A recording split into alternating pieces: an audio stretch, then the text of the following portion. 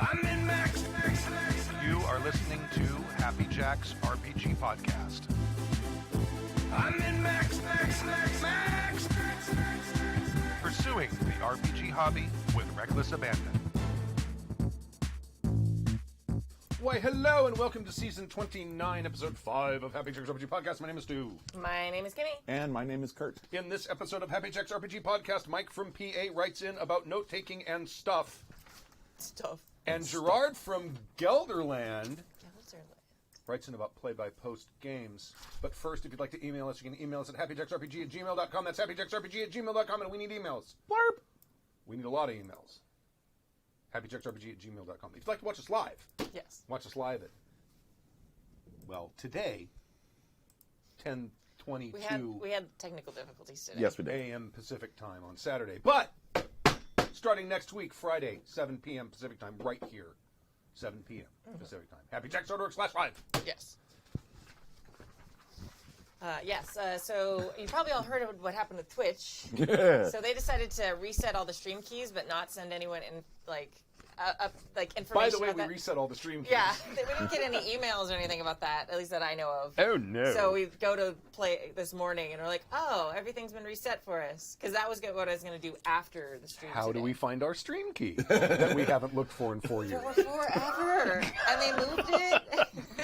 Anyway, it took a little bit of doing. And then how do we find where to put our stream key Yes. that we haven't done in 4 years? We haven't done it in 4 years. We're a little out of practice, but we're good. Everything's fine now. It's all fine We're all here. fine We're now. all How are fine you? Now, how are you? Note-taking, etc. from Mike in PA. Hey. That's Pennsylvania.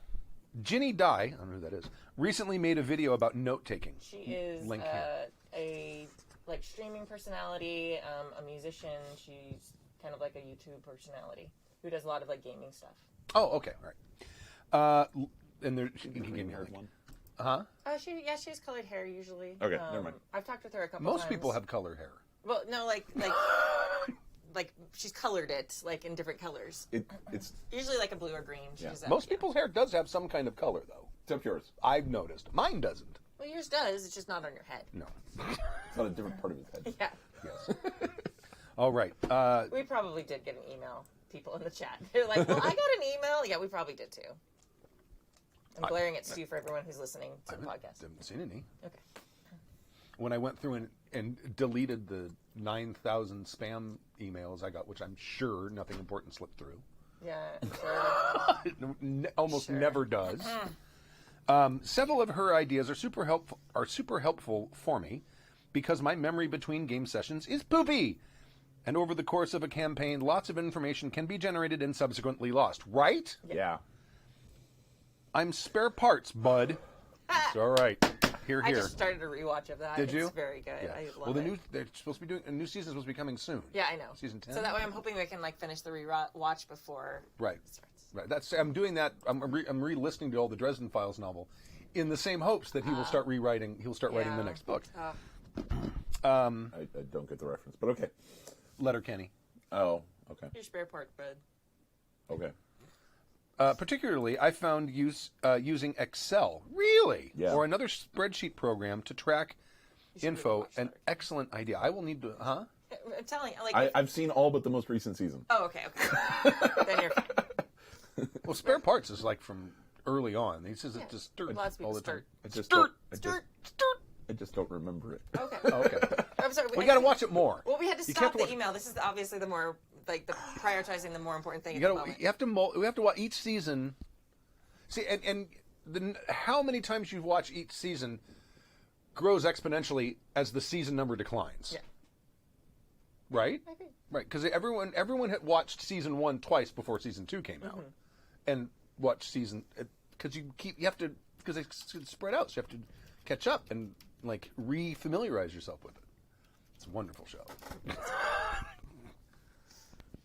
Full of human drama. Allegedly. Allegedly. Allegedly. Okay. Cool. Get back to the email. So before proceeding, discussion, if you want to totally take us off Derail. track, throw in a Letterkenny reference. Gone. God. So before proceeding, discussion topic 1. Thoughts on player note-taking and suggestions. Strategies for keeping good notes. GM or player, if you wish, discuss. I manage to take better notes when I'm a player than I do when I'm a GM. Well, yeah. It's weird that way. I mean, like, I take more notes as a player than I do as a GM prepping for games. Oh, I don't prep for games. So I don't know. Well, okay. Fair enough. But I have used Excel for certain aspects, especially tracking what stuff they get, and if I'm actually tracking experience points, I'll track it through an Excel spreadsheet. I'm just more comfortable taking notes handwritten, but that does make it harder to find them because they're not searchable.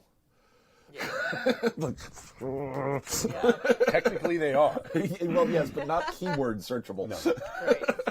So, I should get better at tracking notes in some form of like OneNote or something like that.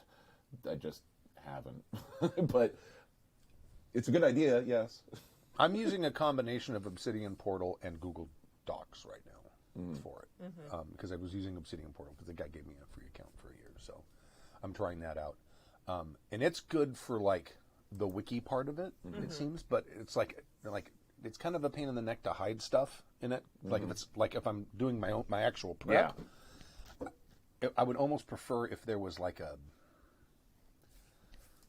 separate thing where you can just put all your GMing notes or whatever. So I'm just using Google Drive or Google Docs for that right now.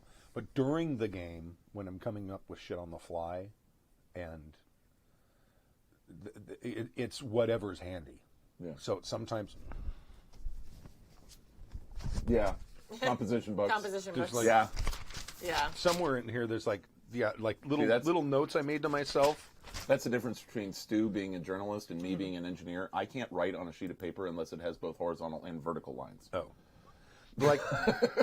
all my composition books are grid. Oh, okay. Well, that's actually my preference as well, because you can draw on those easier too. Yeah. But one mage has a green gem because I had to come up because they saw an image. In the last game we played, they saw an image, and it's like, okay, I have to actually describe the scene, the visual scene of the murder when the murder happened at this point. So all the little details I came up to, I just scrawled them down. Now, the weird thing is, once I write it down, for some reason, I tend to remember it. Yeah. If I don't write it down, I don't tend to remember it. No, because you're seeing it, writing it. It's probably speaking it, hearing it. It's like more interaction with that nugget of information. Yes. So it's like never left my head. It's like I need to figure out more information about the green gemmed mage. Is what Kimmy, being a teacher, is like. Yes, all of this makes perfect sense. I don't have to write like the complete. I learned that in college. You don't have to write the complete thing. You just need to read like a. Yeah. Just something to kind of jog your memory a little bit is usually plenty. Right. The one thing that I just started doing, and I have not been very diligent at doing, is when I actually come up with an NPC, whether it's on the fly or I prep it ahead of time, is making a note of what they sound like. Right. That's good. Because I have a tendency to use voices of varying different pseudo accents, to differentiate NPCs. When we get a bunch of NPCs in one room and I have to flip back and forth between them. Oh, I avoid that scene like the plague because it's. I do too, but sometimes it's inevitable. Right. So jumping back and forth between an Irish, Scottish, German accents. It's. Especially jumping back between the Irish and the Scottish, I get stuck into one and I can't flip to the other very quickly. Yeah.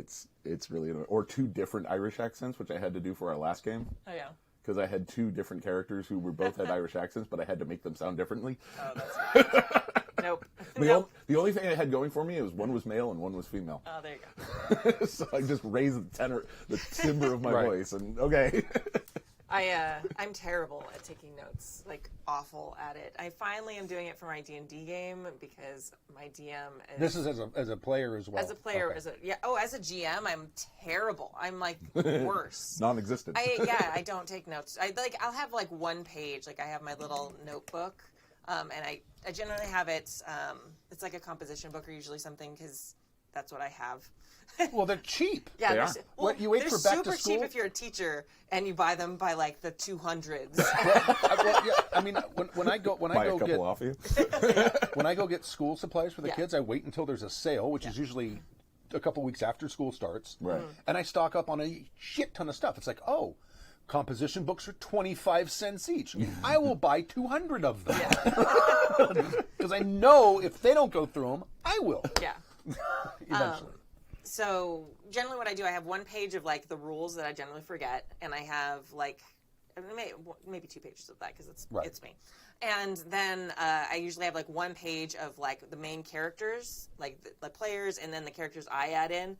Then after that is just like random notes, kind of like yours, and I have them with little different tabs on them, like the little tabs you can buy that are like Post-its. Oh, okay, yeah. And then you can put them in and they're color Oh, coded. like space a few pages, put another one. Yeah. Okay. So then I can flip right to the ones. Yeah, instead of that, what I've been doing is taking a Sharpie and just bleeding on the edge, Oh, yeah. of so that I have like tab sections, Yeah, essentially. that's good.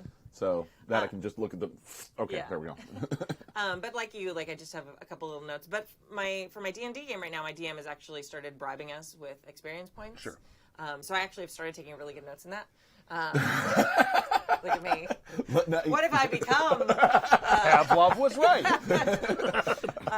So I do those in Google Docs because that's easy because it's there always, no matter where I am. Right. And most people can type faster than they can write longhand. 100%. I type so much faster. And more legibly. Yeah. I don't. We just kind of glazed over this, but I think for a GM specifically, don't discount the value of bribing a player 100%. to take notes for you. Yeah. Because that's what they're doing. And they do a much better job than I do. Like I'm sitting and managing like all these people. I mean, it's like when I'm teaching a class. Like I can't be making the lesson plan, teaching the lesson plan, and then also like evaluating my lesson plan and writing down how it's doing. You can't do all those things at once. No. So it's like as I'm making up the game and as we're running things, and I'm trying to remember what I already have planned, if anything, and managing the players, like that's a lot already. Oh, sure. And especially if you're doing a good job of it and making it immersive, you're going to have to be like, hold on just a second, I'm going to write this down. Okay, so having them take notes is like the best thing, and bribing them to do so.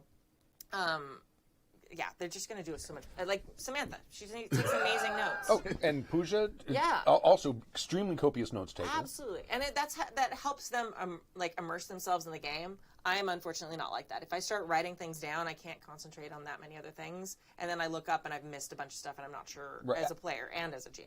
The few times that I've taken, because I always take notes all the time. Yeah. But I mean, to trick yourself as a player and do it as a strategy, as if you were writing a diary in character, I think is a fantastic way to do it because it's fun. That's what I do. Yeah. Oh, that's too hard for me. I mean, I don't try to keep it like in character diary kind of thing, but it's more bullet points. But the other thing is, I will only, as a player, I only take notes on what I'm involved with. I do not. If I'm not in the scene, I do not take notes on it. I think I'm the same way. So that, and it just helps avoid meta knowledge. Yeah. And if I'm the only one taking notes and I'm not in a scene, everybody else is like, "What happened with that? I don't know. I wasn't there." Right. So I do two columns with that. So like one column is like what's actually happening in the story because we're supposed to get the points we have to recap for everybody. Yeah. So like that's like the big things that happen. And then the other column is my character. Like how did I feel about this? And that way when I go back, then it's I can remember, oh yeah, I hated that guy, or oh I felt okay about him, or whatever. So and so did something sketchy. I don't trust him anymore. Right, exactly. And I'm a paladin, so I don't trust anybody who does anything bad. So Right, sure, yeah. I had a GM who, if there was a bard in his game, they were responsible for doing the recap. Of course. In verse. Well, in character, but not necessarily in verse. After a couple of sessions, that fell apart. The game that I was in, like because the person playing the bard was like, meds didn't really let me do that this week. Sorry. Yeah. Actually, for Starscape, I've actually kind of mechanized that, where everybody recaps, but they just recap like 2 things about their character. Oh, okay. So you don't have to say what's happening to everybody, but you like the 2 things that stand out for what happened to your character, because that's, I mean, it's more the focus is like interactions between characters, but it's actually been really helpful, and it works really well at the beginning of the game. Because even if you didn't have a lot of things happen with your character, like in the plot, like you had reactions to things, Sure, and you were involved, even if you weren't the lead in that particular game. That's a very handy thing to gamify. Yeah. Yeah. That should be in every game now. Yeah, absolutely. Yeah, a lot of games are doing that, but I was like, I want this to happen at the beginning of every game. How do I make that happen?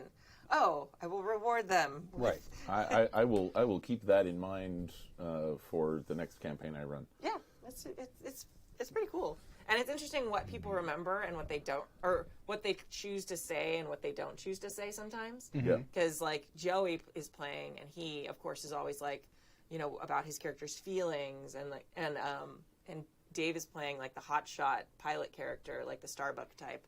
And like he's always talking about like, oh, my character saved the day in this grandiose way, Right. Even though it's like, even if like they didn't do a very good job, it's like, no, I saved the day. No, you didn't. No, I saved the day. Right. Look, memory is subjective. It is. Eyewitness testimony is not reliable. Right. So, Nor should it be. No, absolutely. All right, I'm going to continue reading because Okay. that was just his first question. Oh my goodness. And I think he's got a second one This is here. a good email. Next, I am currently playing in a Curse of Strahd D&D 5e game. me too. Our characters seem to have a brain drain. My fighter may have the highest int score at 12. Ruh-roh. you don't have a wizard, I take it. I also, or a terrible wizard. Oh, they God. have. I also diligently take event/session-based notes in a notebook. They're not super easy to reference, as I have to hunt for the info I need, and there's very little organization. Part of why I found Ginny's suggestions very helpful. Yeah. Anyway, my original thought was to use my notes as in my character's personal journal, a bit like a shitty in-game artifact, spiral-bound, plastic cover, college-ruled notebook. Doesn't quite jive with medieval fantasy horror. It's whatever. Next campaign, get yourself a moleskin. There you go. What's stupidly overpriced, though. Yeah, I know. A couple problems with this. My character is too poor to afford a book. Damn it, who cares? And writing materials, partly my fault. I chose a background with little money. Barovian prices are also greatly inflated. Yeah. And we haven't killed enough shit and taken its stuff to become wealthy. I need my notes to remember stuff. I'd like my character to be able to flip through his journal in character and find the info needed. I get the feeling my companions and DM frown upon this. We're several sessions in, and I don't get to do a cool notebook open flip like Amy Santiago in Brooklyn 99. I don't know. Or all of the detectives in Boondock Saints. Oh, the police notebook. got it. So, discussion topic number 2. Thoughts on referencing key info from notes in your character should be able to remember certain facts. If your character should be able to remember... I'm going to reread this because I may have fucked it up. Yeah, you did. Thoughts on referencing key info from notes if your character should be able to remember certain facts? I'm not detecting a sentence, but anyway... There isn't. No, there isn't. Okay. It's a clause, but it's not a sentence. Okay. When to draw the line between what your character can conceivably remember and what you as a player remember or have written down. Thanks for taking my questions. Stay safe. Keep rocking. Mike from PA. P.S. If we're still doing PSs, PA is a Pennsylvania postal abbreviation. I know that. One of the last times I wrote in, you might not have realized it. No one can tell when I'm joking. I probably said It's he was a from dry wit. I probably said he was from Paul. Sahara dry. Shout out to that guy in Unge, who visited that Bethlehem game store. It's cool to hear about local stuff that isn't Ka-centric. CA, you should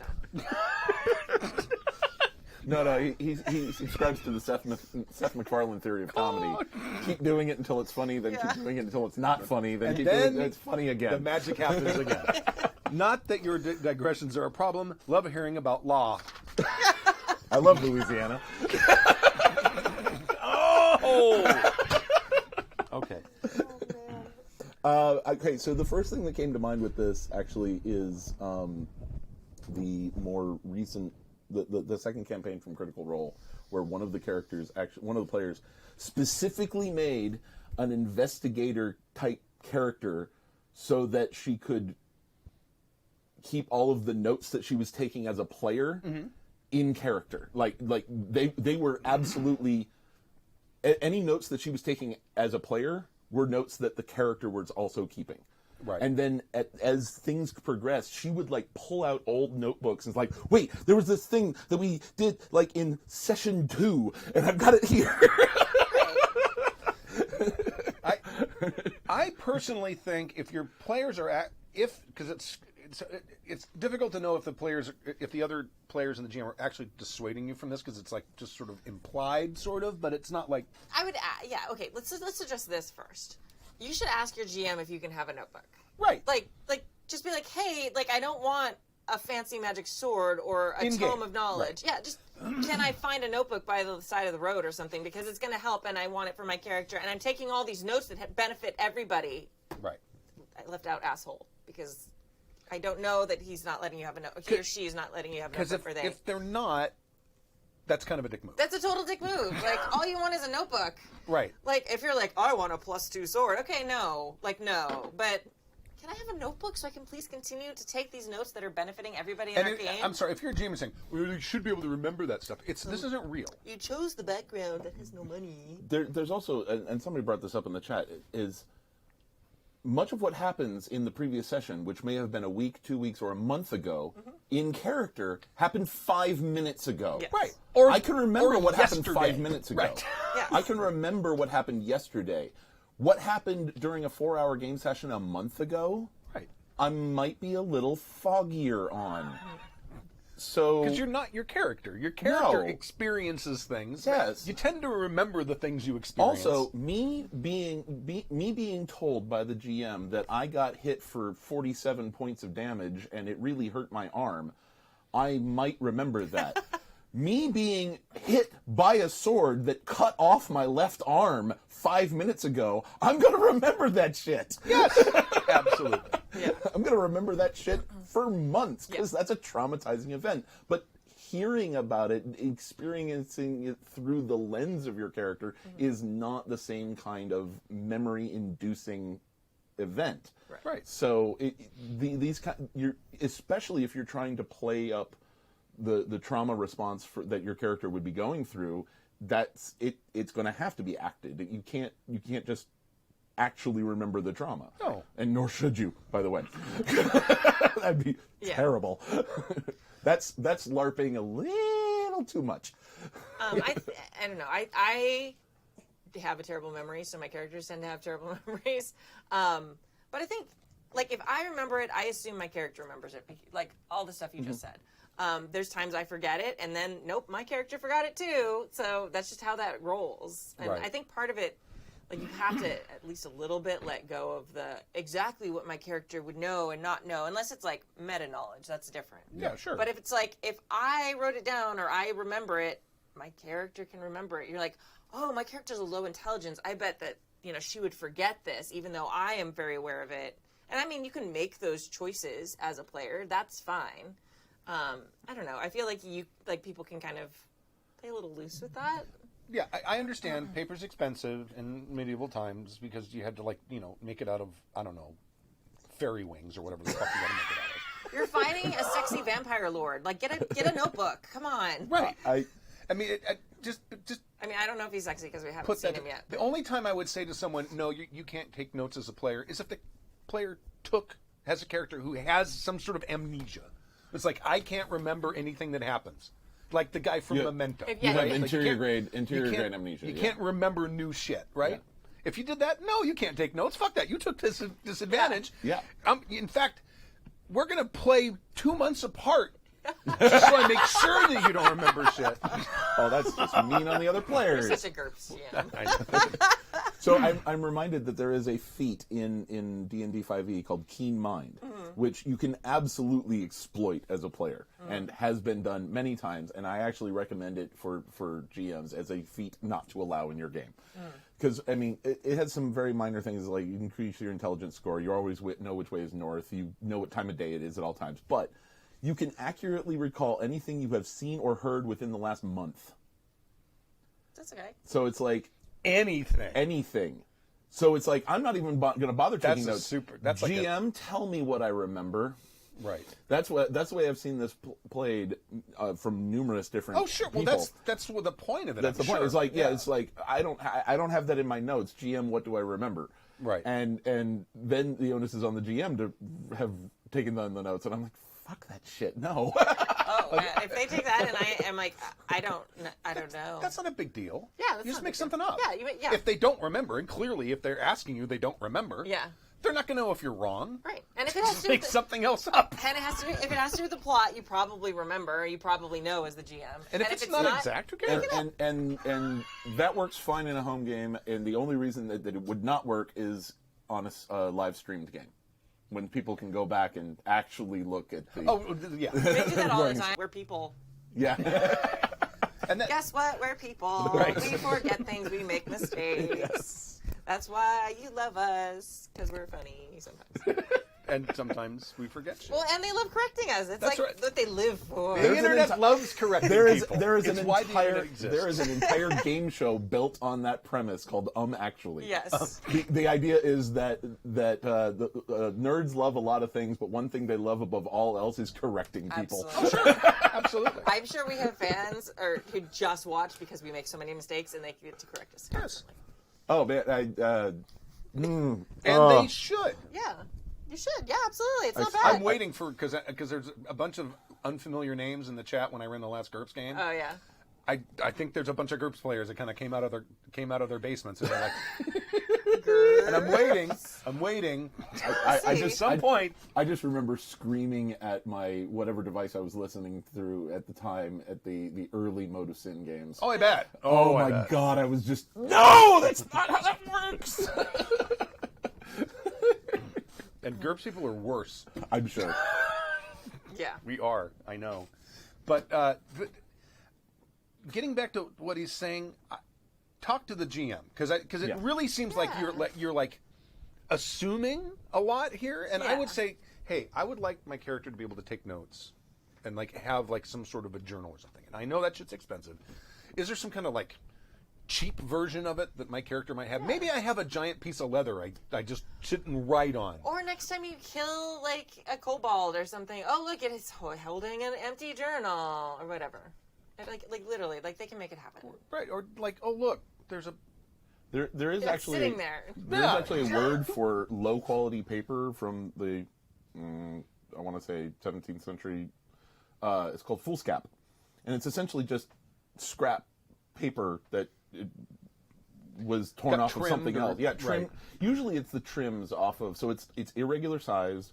It's not like you're dealing. It's scrap paper, but it does exist, and paper having been so expensive to make because it's made out of fairy wood. Yeah, right.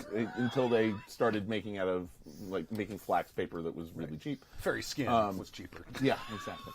Well, you get more out of the fairy than the wing. It's stretchier. I feel like we've had this conversation. I feel like every time that the three of us are on the podcast, we end up talking about paper. Like every time. Hey, this is the second time. This is only twice. But okay. The point is that if it is that expensive, they sell every bit. Like the good stuff is trimmed for the books, and then there's the trimmings that are sold as little scraps elsewhere. Right. So that you can just have a whole pile of a scraps. medieval version of Post-it notes. Yeah, exactly. Your GM controls the whole world. They can have an empty notebook that fell off a cart laying by the road. You're fine. Yes, they can. Exactly that. But and if that doesn't work, then the guy's just kind of being a dick. Yeah, a little bit. I would say. Yeah. Or ask him if there's a reason other than because maybe it leads into a particular point of the game. If the GM is like counting on players to forget something, I'm hoping that's not wrong. the reason. I'm really hoping that's not the reason. I'm thinking more of like a resource management kind of consideration. But yeah, could be. All right. Play-by-post games from Gerard from Gelderland. Who would like to read this email? I will read it. From Gelderland. From Gelderland. I have to do that. Gelderland. Crazy about Gelderland. Remember that? Don't you remember? Didn't you watch A Knight's Tale? Yeah. Did they say that? Yeah. When they're betting against the French. Oh, yeah, you're right. Okay. I was Jesus may be French, but God's English. Yes. I love that one. Dear Happy Jackers, as a forever DM, I have lately become interested in play-by-post games to get some actual playing of RPGs underway despite my busy schedule. I've opened an account at the RPG Crossings forums and currently relearning the forum rules and am looking forward to playing a Call of Cthulhu campaign. Getting some D&D playing done and or making my first Pathfinder 2e character. All at a leisurely pace and with well-thought-out descriptions and flowery dialogue. I'd like to hear your thoughts on play-by-post. Do you have any experience with this type of play, and do you have tips or thoughts on different technologies that aid this type of play? Messenger, Fora, email, Discord, Rollgate. Looking forward to ruminations on this topic. Keep up the great pod and live plays. Gerard van der Waal from the small village of Hardy in the rustic province of Gelderland in the Netherlands. Pretty sure it's Heerde. Okay. But yeah.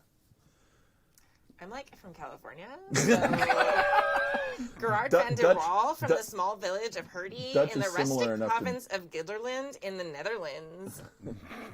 Dutch is similar enough to German that I'm applying German pronunciation to it. And it's not. It is different. It is different, but it's similar, is my point.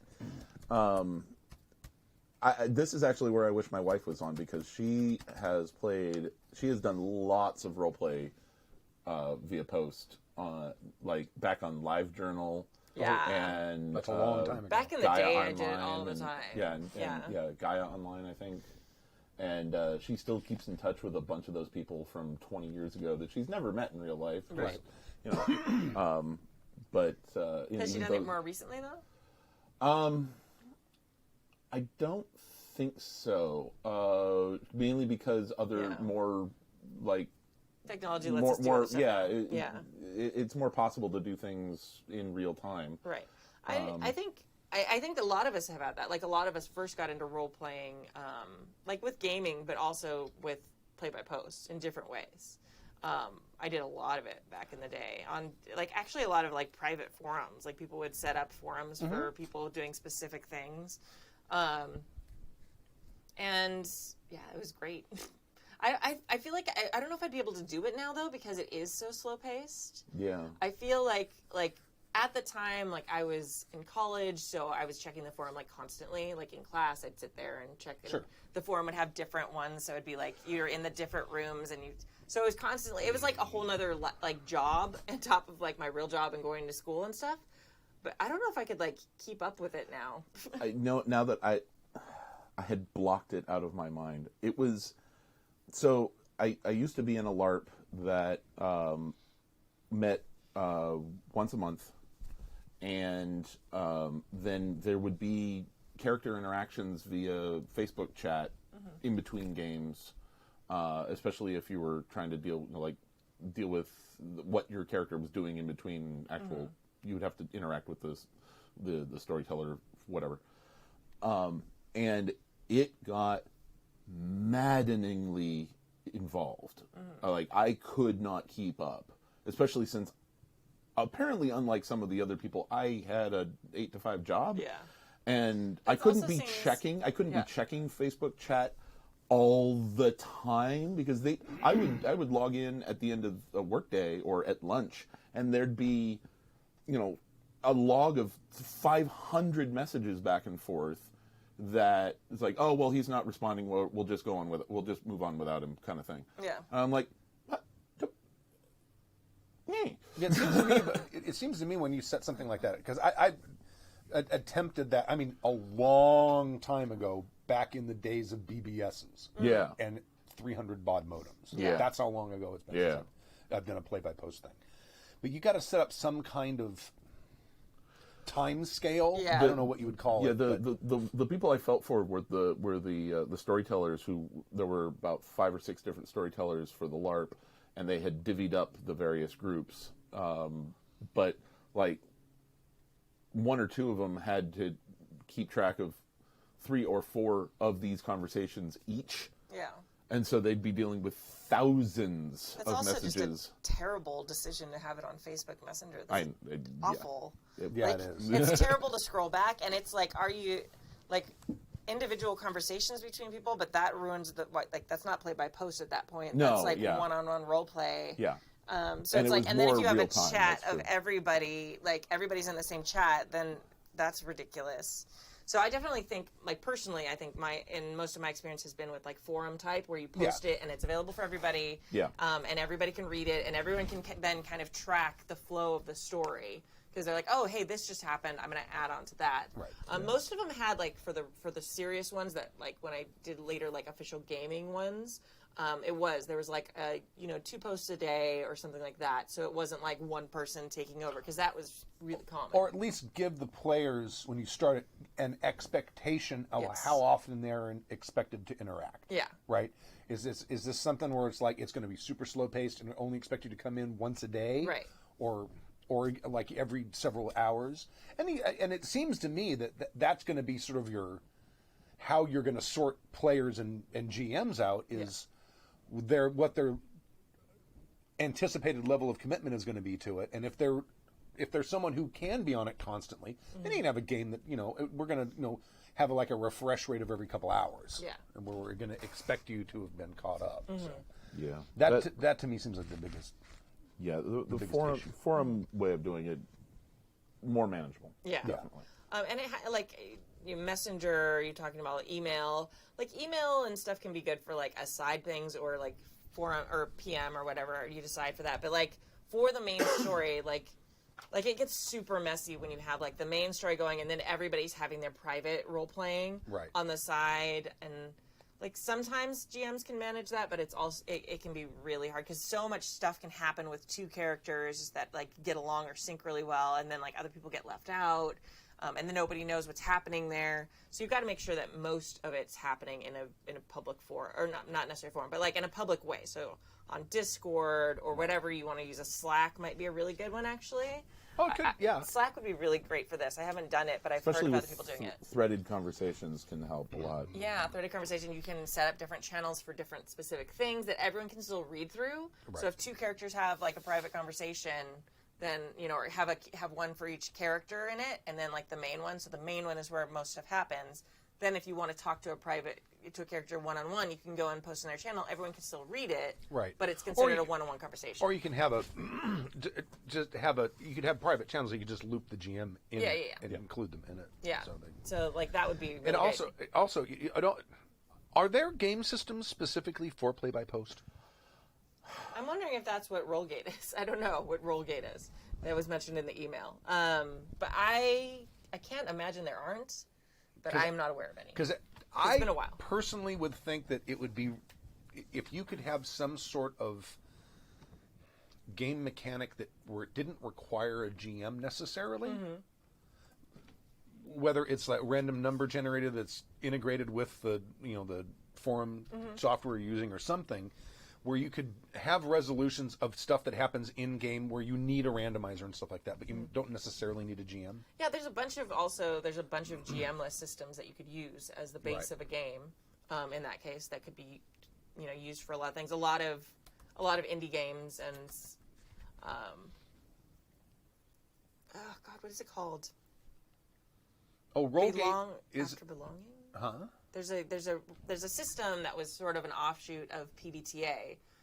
It's called BOB, but it's not BOB. It's Belong After Belonging or something like that, and it's a GM-less system, I believe. That might actually be really good for play-by-post, from what I understand, but I'm not 100% sure on that. I think most of the ones that Mary was involved in were.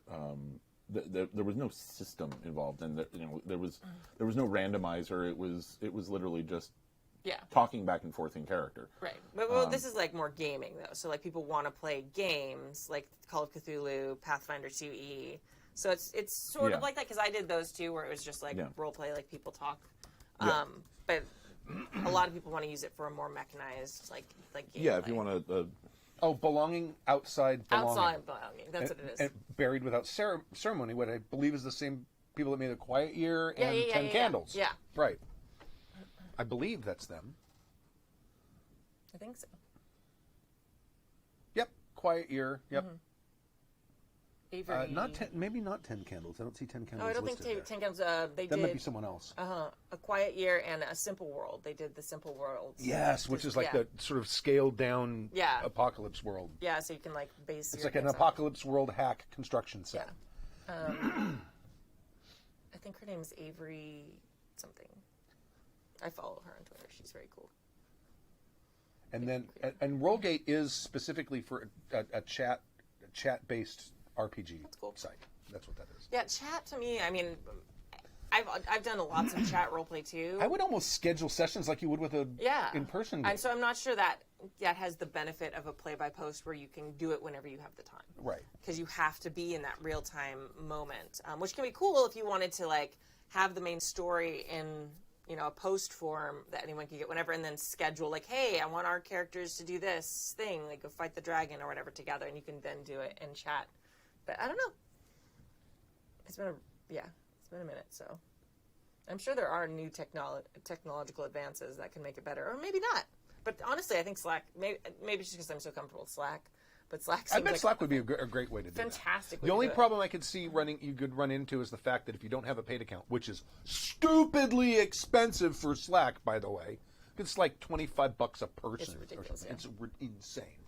But is the fact that after your file sizes grow large enough, they start clipping old messages. Yeah. But I mean, it takes a long time, but that's when can you have happen. somebody whose responsibility is to go through every so often and cut and paste it out. Yeah, create a log. Yeah. Right. Well, also we've got like 45 people on the Happy Duck Slack with like, I think we have 20 different channels. People are talking and posting stuff for games all the time, pictures that are big. Yeah. And we lose stuff a few months later. So it's not like in 2 weeks you're going to lose it all. That's true. So a normal size with like 12 people or 5 people you probably just never playing a hit game. That limit. Like, yeah, it would take a year probably. Right. It would take a long time. That's true. All right. So, Kurt, did you say you had an addition for the... I do, yes, for the world building. But what I was hoping is that you could remember the name of that city that you brought in early on that is on a bridge. I think it's Bridgeton, but I'll look it up. Okay. Very I expanded from that. If I can find it. Essentially. Where is that? Give me a second. And Kimmy's going to look at me with eyes of plagiarism when I read what this is. That's fine. I plagiarized the last thing, so it's fine too. All the best ideas are stolen. There are no new ideas. It's not plagiarism if it's in a role-playing game. Right. Fair enough. Yeah. It's homage. Yeah. Sure. Yeah. It's fair use. Where the hell did I put it? While you're looking for it, I know I put it. Oh, there it is. The river. Mm-hmm. Everyone just knows which one you mean. Okay. Of course, there are other... Bridgeton was the name Bridgeton. of this. Okay. Of course, there are other rivers and streams and flowing bodies of water, and many of them have names. Mm-hmm. But all pale in comparison to the river. Much like major river valley civilizations of Earth, right? The Nile, the Ganges, the Mississippi, the Danube, whatever. It is a hub for commerce, life-sustaining water, and agriculture, population booms, all the way across. Flowing out of the mountains, across wide plains, beneath the bridge that is Bridgeton, and out to the sea.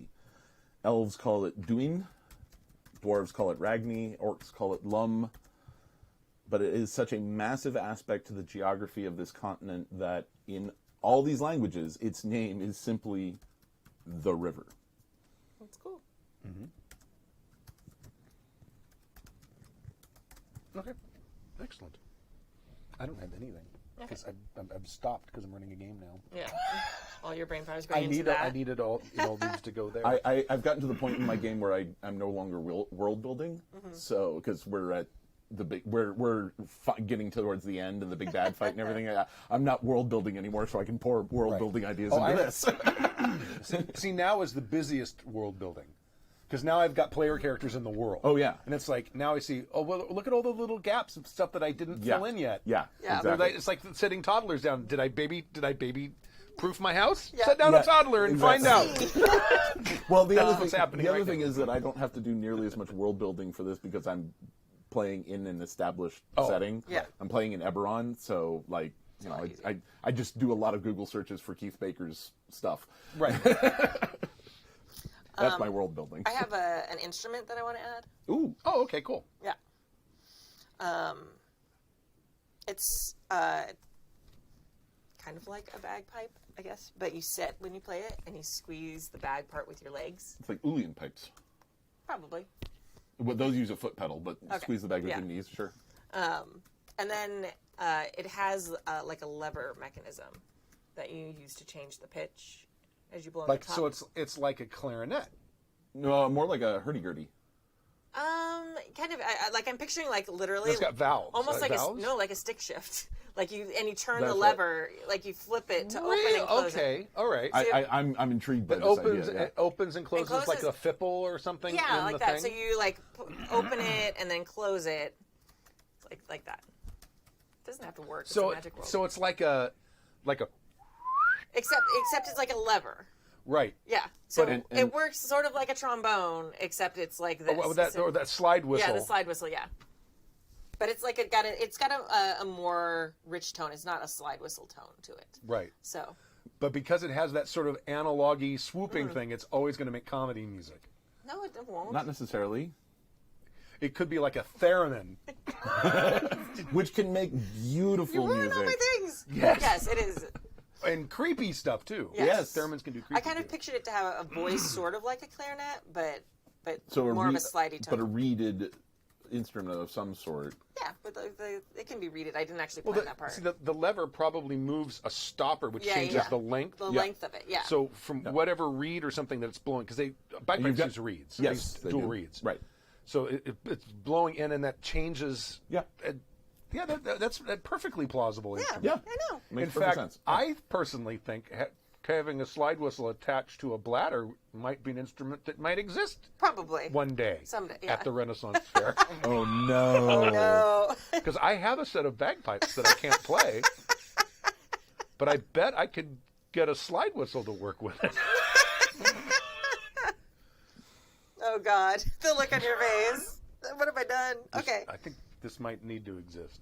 Okay. You're so excited. You're radiating really- excitement. Yes. Like if you were an anime character, it'd be like all the little like drawing things around you with like no background. It'd just be you in excitement with like little tears. Little pink diamonds yeah. glimmering around his head. Yeah. Little excitement tears in the corner. Like, Suddenly, I'm picturing Stu as Louis Armstrong, the strong arm alchemist. This is- Okay. It would be a lot easier to play than bagpipes, actually. yeah. Way You easier get to to use play. your like yeah, thighs you don't straight. need to worry about fingering. Right. Yeah. Well, and the amount of air it takes to blow through a reed, Yeah. that reed is insane Yeah. A lot. compared to like a slide whistle. Well, that's why I mean, when you're playing either Scottish or Irish bagpipes, all you're blowing in is to inflate the bag, and then you squeeze the bag to force the air out through the chanters and the. But it's no drones. joke how much lung capacity it takes. Well, that's why the Irish improved on it and put a foot pedal on it, and you don't blow into it at all. It is I mean, You can't play it while marching though. So. I mean, I have a set of Highland pipes. Yeah. And I don't know if it was the reeds, but with the chanter and both drones, Yeah. Nothing. I can generate about 3 seconds of music Yeah. And then before I pass out. Oh, okay. I mean, the amount of air it takes to fill that up and keep it full Yeah. enough so that when you're squeezing on it, you're getting notes coming out of all three Holes. Yeah. Fuck! It is insane. It is insane. I haven't tried it since I quit. Do you know smoking. why Highland bagpipers walk when they play? Because they can't run because they'll die. Third answer I hadn't heard sorry. before. Go ahead. It's because they're trying to get away from the sound.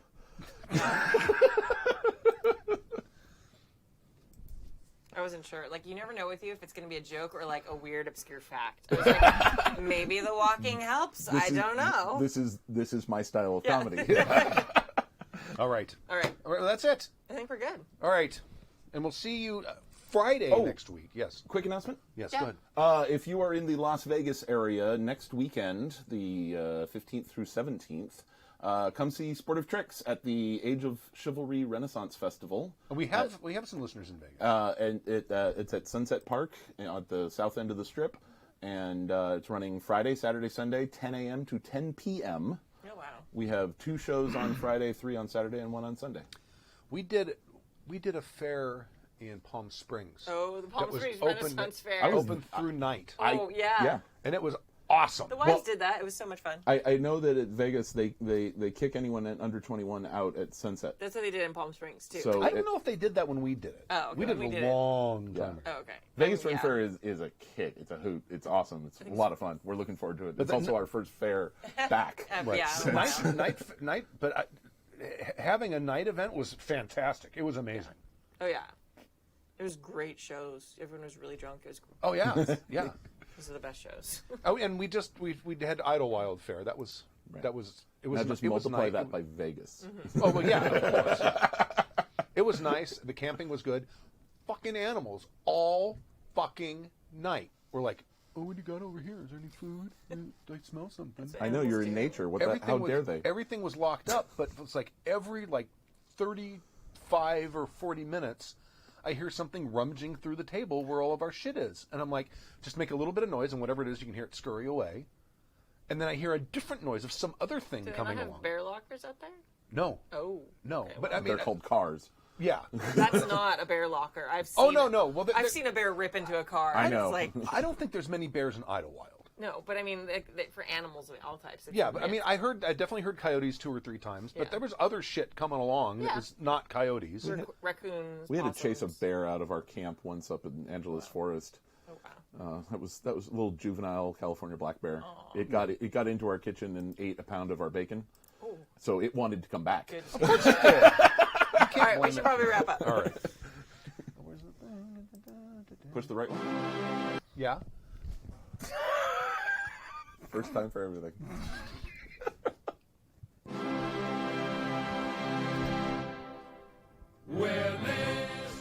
Thank you for joining us for season 29, episode 5 Five. of Happy Chicks RPG Podcast. My name is Stu. My name is Kimmy. And my name is Kurt. And don't remember, Friday, next week, Friday at 7 p.m. Pacific time, happychecks.org/live. Yeah. Send us emails. Yes. We need them. Thank you very much. From Michigan to Australia and maybe East Timor, be it red, sword, exalted, GURPS or Dungeons and Dragons. Why probably? Hero, Pathfinder, Fate or Savage Worlds, evil plots will be usurping. Stork's hair is great. Oh, we could do with less burping. Happy Jack's Podcast. Why probably? Douchebag Song. The preceding program has been a presentation of the Angry Folk Media Empire.